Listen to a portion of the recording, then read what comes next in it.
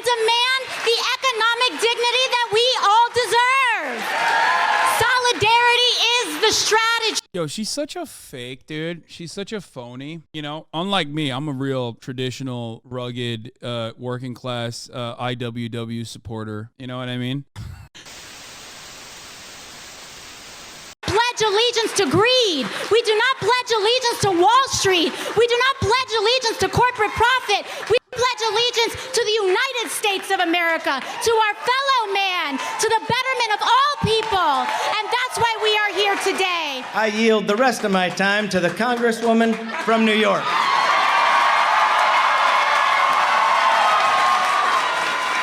Thank you so much. Let's do it again because it's just so fun. Tutu. Tutu. Tutu.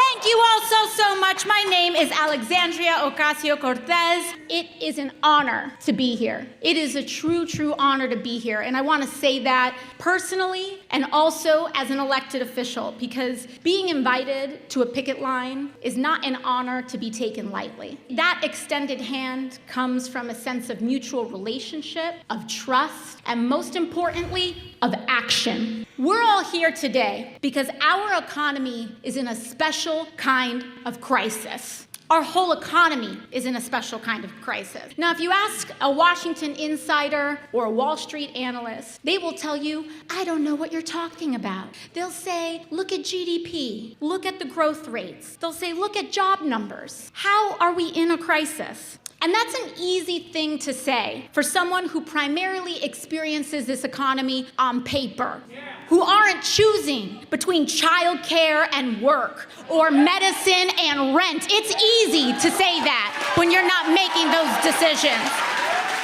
Because those of us who do have to make those decisions feel the economy in the calluses of our hands and the aches of our joints at the end of a long day when we don't have any time left, proper time to spend with our children or loved ones. That's where we feel the economy, and that is where this crisis is going on today. What the figures in Washington and Wall Street don't reflect is that in a time of record profits, CEOs of the big three are giving themselves 40% raises and gobbling billions of dollars to manipulate stock prices off of your backbreaking labor. The reality is we are living in an absolute economic crisis of inequality. One where prices are skyrocketing, not because workers are making an insane amount more, but because CEO excess is at insane levels that we've never seen before. And they are squeezing the working class of this country to the brink to pay for it. Their yachts are paid with our low wages and our cut benefits. And we have to say no more. We need to say enough is enough. UAW, you are all showing all the working people of this nation that the only way to change the tide in an economy that is built for the 1% is only if working people of all backgrounds and differences come together and act. And that is what the stand-up strike is all about. The way we win this is to know that solidarity is the strategy. And I want us to reflect on that because the 1% in this country does everything within an inch of their life to break the grip and make us turn on each other. That is what they do. They finance a media to divide us by race and geography and class and culture. They make us argue over whether people of different identities deserve rights. We need to unite and stand up for ourselves as a collective and stop this nonsense and demand the economic dignity that we all deserve. Solidarity is the strategy. Yo, she's such a fake, dude. She's such a phony. You know, unlike me, I'm a real traditional, rugged, working class IWW supporter. You know what I mean? What have I done? I have a Substack where I write about esoteric Marxism. I'm doing real existing socialism. Actually, that's what I'm doing. And most of the time, you'll see me criticizing AOC, of course, because MAGA communism is the way to go. I'm a real communist. AOC, on the other hand, bad. She's bad. She's doing a bad job arguing her points, and she's just bad in general, I think. Genuinely asking about how do labor unions have a relation to schooling for children? Like I said, every single gain, every single benefit made for the working class, any kind of legislation that has been passed in American Congress throughout history has been done with labor union participation, labor union support, labor union attacks in the right direction. I don't know if you know this, but, teachers have a union as well, for example. Us sticking together breaks up their approach. They don't know what to do when people are unified. So when they say that prices have... For the record, I was joking about the AOC thing. I don't know. There's usually some people who don't get it, but I'm joking. I like to go up to accommodate treating workers right. We say that it's their greed and excess that has to end. When they claim that they have to lay people off, we need to remind people that the average worker in this country has to work for 400 years to make what these folks pay themselves in one. And when the big three don't want to take the value of their workers seriously, then they have given workers no other option but to force them to value their labor with a stand-up strike. There is simply no other choice. We have seen what happens when people don't stand up for themselves, when we don't get the solidarity and support in Washington and among media and from coast to coast. We've seen what happens. In 2008, after these same executives gambled people's homes and millions of Americans went into foreclosure, they had the audacity to turn around and blame the same workers getting kicked out of their homes. That is an outrage. And we have to say the math ain't mathin' there. It doesn't make any sense there. That's an absurdity there. And in 2008, these members saw their pay and their benefits cut, all for a myth and an IOU for them to say one day when we are better, we'll make it right. Well, time to cash the check.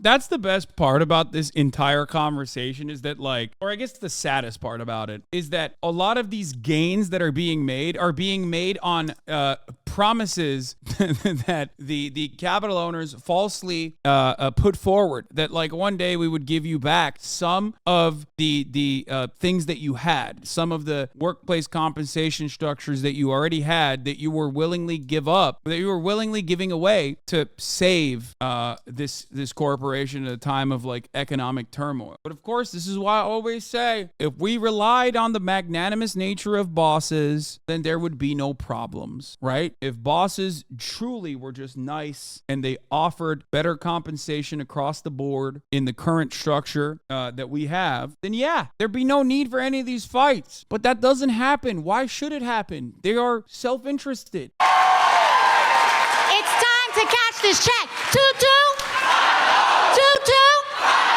And I'll end with this. We started this whole gathering today by pledging allegiance to that flag right there. And that flag means something. It means something. This is the flag of the United States of America, whose red stands for valor. Valor of the Americans, all the Americans, including the labor activists who died and spilled blood so we could have a weekend and health care. Good stuff.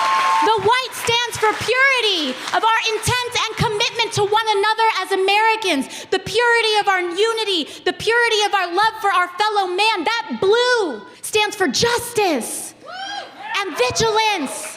It stands for dedication and justice. But this flag doesn't mean those things just because someone said that. This flag means those things because we dedicate and live up to it with our actions. That's what makes that flag mean something. We do not pledge allegiance to greed. We do not pledge allegiance to Wall Street. We do States of America, to our fellow man, to the betterment of all people. And that's why we are here today. When you strike, you pour meaning into that flag. And I thank you. Thank you for having me. Thank you, UAW.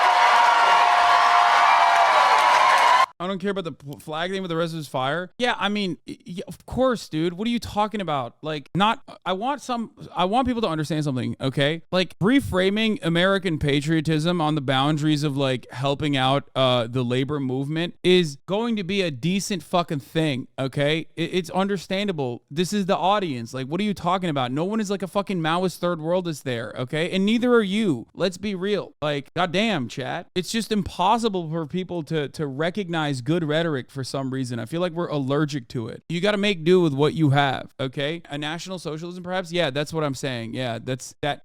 Yeah. Reframing patriotism on the boundaries of like helping fellow workers is actually national socialism. No. Fuck, Jesus Christ, dude. It's just so stupid to hyper focus on this aspect of the conversation. When she's like cutting propaganda, this is the same energy as like r/atheism Andes coming into the chat and being like, we should spend all of our time shitting on Christianity and religion, okay? Religion in general. It's like, dude, use these concepts that have no material bearing to your advantage. They are already existing concepts, okay? Like, yeah, go ahead, dude. She's like, hey, we should get healthcare and stuff, I think. It's pretty fucked up that we don't. And then the sweatiest, grossest fucking, like, Marxist, Leninist, Maoist you've ever fucking seen, will now tell this lady, I've never worked a job in my life, I will now tell her that she actually is against. I'm an ultra fucking, I'm an ultra leftist, okay? You don't understand. I am going to now tell you how you are in the wrong as well. I really agree with that take, but is it good speech propaganda? But don't you always say that we can't take patriotism for conservatives? Because that in and of itself is not about like patriotism at all. That is about making gains. Doing it under the banner of like the real America is actually a working class America is effective propaganda, okay? It's the same as utilizing religion as a simple talking point in a larger conversation about material gains, okay? Like Christianity and the reality of Christianity. Plus, she's saying the flag gets meaning when we come together, not that it has meaning, so we need to come together for it. Exactly. Putting nationalism in the forefront or patriotism in the forefront of the conversation and utilizing it to further erode the class consciousness that we must have is what Republicans do, okay?